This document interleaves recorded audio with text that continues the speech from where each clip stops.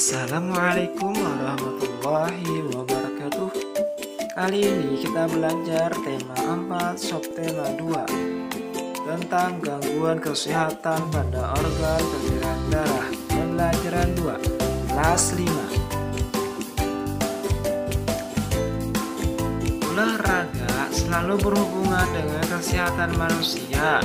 Misalnya kesehatan organ peredaran darah manusia. Dengan berolahraga, kita dapat meminimalisasi gangguan pada organ peredaran darah. Selain berolahraga, apakah menari juga dapat menghindari gangguan pada organ peredaran darah manusia? Nah, sesampai di kelas, Udin, Beni, dan anak lain disambut oleh ibu guru yang membacakan pantun dengan ceria. Perhatikan gambar dan pantun diucapkan ibu guru tersebut.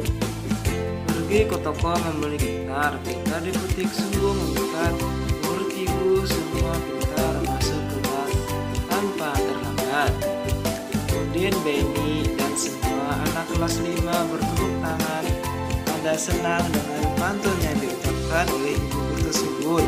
Tidak lama kemudian, Beni membalas pantun ibu guru tersebut. Berikut pantun Beni, dengarkan ya. Pagi-pagi berolahraga, keliling kampung berlari. Belajar itu perlu berdoa supaya kita berilmu tinggi. Apa yang dimaksud dengan pantun syair? Ini ya, dengarkan ya penjelasannya. Pengertian pantun dan syair. Pantun adalah salah satu jenis puisi lama yang tersusun dalam 4 baris.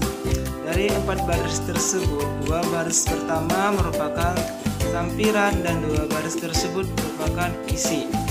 Pantun memiliki sajak yang khas yaitu A, B, A, B. Syair adalah jenis puisi lama yang terdiri dari 4 baris dan bersajak A, A, A, A. Selain lebih mementingkan keindahan syarat sajak, syair biasanya menggunakan diksi dan makna kiasan yang indah. Ini ada beberapa ciri pantun. Yang pertama itu terdiri dari 4 baris dan 1 bait. Adapun yang kedua, baris pertama pantun merupakan sampiran, sedangkan 2 baris terakhir merupakan isi. Adapun yang ketiga itu memiliki sajak A, B, A, B. Adapun yang keempat, setiap baris memiliki 8 atau 12 suku kata. Masuk lagi dalam organ peredaran darah manusia ya. Organ peredaran darah pada manusia terdiri atas pembuluh darah dan jantung. Keduanya memiliki fungsi berbeda-beda. Namun, membahas kedua organ pembuluh darah itu saja tidaklah lengkap tanpa membahas tentang darah. Darah, pembuluh darah, dan jantung merupakan suatu komponen yang berperan penting dalam kehidupan manusia. Ini ada pengertian darah ya. Darah, fungsi darah adalah sebagai berikut. Yang pertama, sebagai alat pengangkut sari makanan dan U2 ke seluruh tubuh dan sisa-sisa metabolisme ke organ ekstresi. Lanjut, lebih lagi menjaga agar temperatur tubuh tetap sehat. C. Mengedarkan air yang berfungsi untuk reaksi enzimatis atau untuk menjaga tekanan asam tubuh kita. Adapun yang ketiga itu mengedarkan getah bening. Yang keempat itu menjaga kestabilan suhu tubuh. Dan terakhir mengatur keseimbangan asam basa. Ini pada peredaran darah manusia terdapat 3 pembuluh darah, yaitu pembuluh darah arteri, vena, dan kateter. Ini adalah gambar pembuluh darah arteri ya. Berfungsi untuk mengalirkan darah keluar dari jantung. Vena untuk mengalirkan darah menuju jantung, dan pembuluh kateter untuk menghubungkan ujung pembuluh nadi terkecil atau arteriola dan ujung pembuluh vena terkecil venola. Ini ada gambar jantung manusia terletak di rongga dada dan di atas diafragma. Di gambarnya ya, lihat anak ya.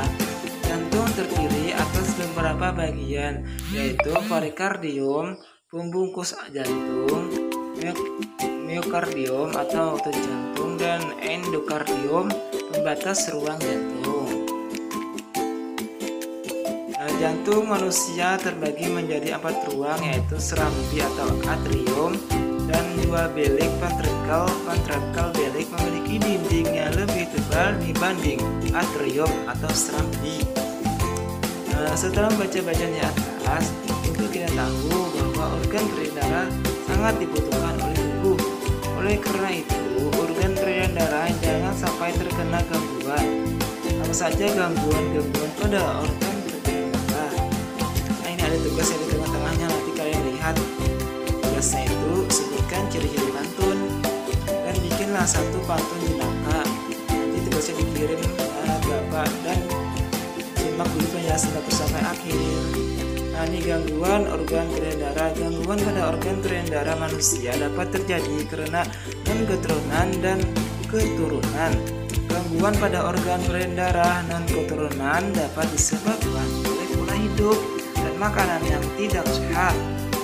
Misalnya, terlalu sering mengkonsumsi makanan terlalu berlemak tinggi dan makanan berkadar kolesterol tinggi.